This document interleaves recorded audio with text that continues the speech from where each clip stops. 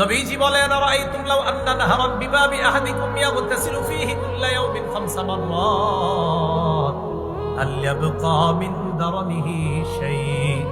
তোমাদের কারো বাড়ির সামনে একটা পুকুর আছে, পাশে কি পুকুর আছে আপনাদের এলাকায়? নবী বলেন, তোমাদের কারো বাড়ির সামনে একটা পুকুর আছে, ওই পুকুরের মধ্যে ওই ব্যক্তি, মনে করেন ওনার বাড়ির সামনে একটা পুকুর, তিনি তার পুকুরে দৈনিক 5 বার গোসল করেন। কয়বার?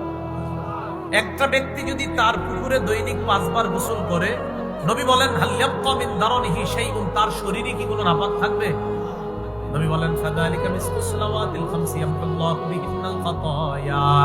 যেমনি ভাবে 5 বার গোসল করলে তার শরীরের মধ্যে কোনো ময়লা থাকে না, 5 ওয়াক্ত নামাজ যদি কোনো বান্দা আদায় করে, আল্লাহ পাক রব্বুল আলামিন তার এই গুনাহ নামক ময়লাগুলো দূর করে দেয়।